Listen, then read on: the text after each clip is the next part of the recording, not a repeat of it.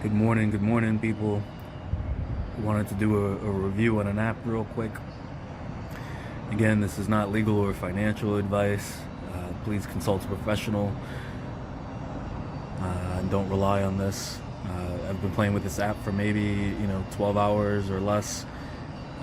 Definitely less. I mean, I've had it for like 2 days, so don't take my word on this stuff. What I like about this app is that you can manually enter your transactions and create your portfolios. So you can have a main portfolio, and then you can add other portfolios. So here I've put in some of my, we'll just call this a fantasy investment, saying this is how much money I put into Sundial, because I'm not going to say that I am or have or haven't, but I'm a big Sundial fan. And then it also tracks the crypto, so you can enter in. So what I like about it is, so it does give you the opportunity to connect to different exchanges or wallets or broker accounts, things like that, which is actually pretty cool. But I don't, I'm not trusting person, so I'd rather add things manually. So I love that they have that feature, and you can add those different options in. They said they have futures and options coming in soon. I forget that I'm talking finance here, so you can't use options. Like, you have different choices, and options will soon be one of those choices. But one of the things that I saw when I was downloading the app was I always look at the reviews, and the team seemed really responsive. They seem like they're updating according to concerns that are being raised. So I think those things are very important when you're picking an app. So that I definitely saw. And so again, you can add the manual transaction. Let's say we choose crypto, and just search for the crypto that you want. And then it allows you to choose from a number of different exchanges, and basically from that it'll try to estimate the price for you. But I would say it never matched up with the exchanges that I entered in off of, so just beware of that.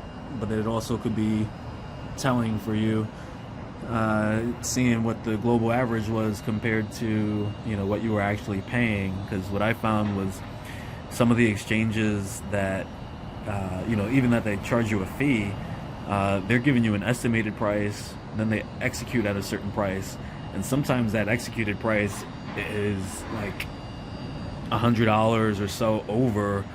And we're talking about it could be huge if it's like Ethereum or Bitcoin, if it's $100, $200 per.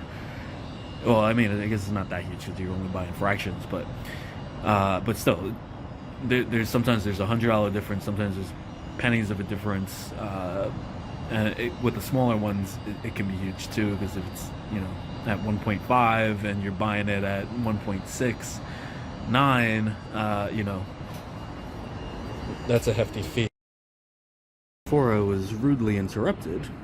But yeah, so it's interesting to see the different price fluxes, especially on the different coins and different price points when you're manually entering. It can be very tedious because you have to basically enter in everything. So I'm usually buying with USD, so let's say I'm doing that, so BTC USD, then you'd put the date in, put a date back in, say we were savants and bought around there.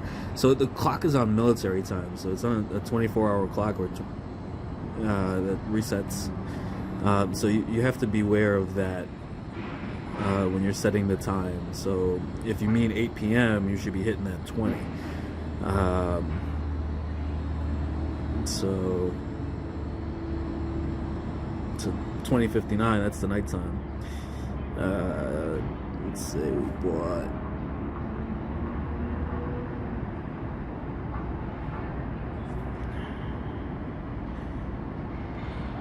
exchange charged me.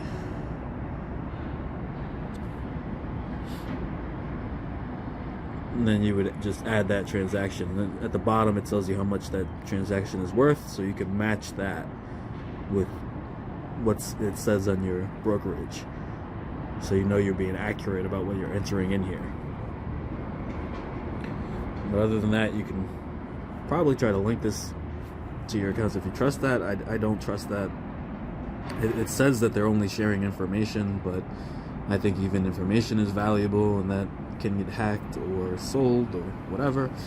So talking about that, you know, I think it's pretty cool too. Once you enter your transaction in, you can go into your transactions and just start adding new transactions as you go along.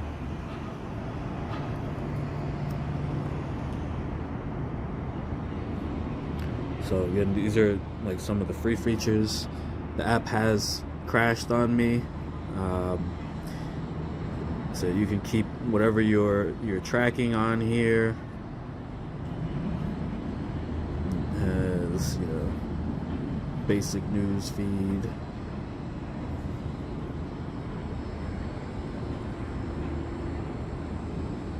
And I've barely been using this and haven't really entered information, so it's not really all that customized. Gives you little alerts for the end of the day. And these are just, again, the free features. So I like this because, you know, I want to use different exchanges or have different accounts, different brokerages that I use.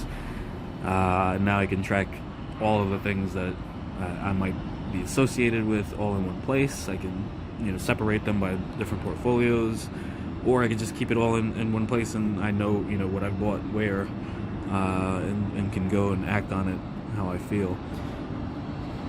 But I think this is a pretty cool app so far. I'll see if I give you an update on it later on. But again, good luck out there. Trust no one. And be safe.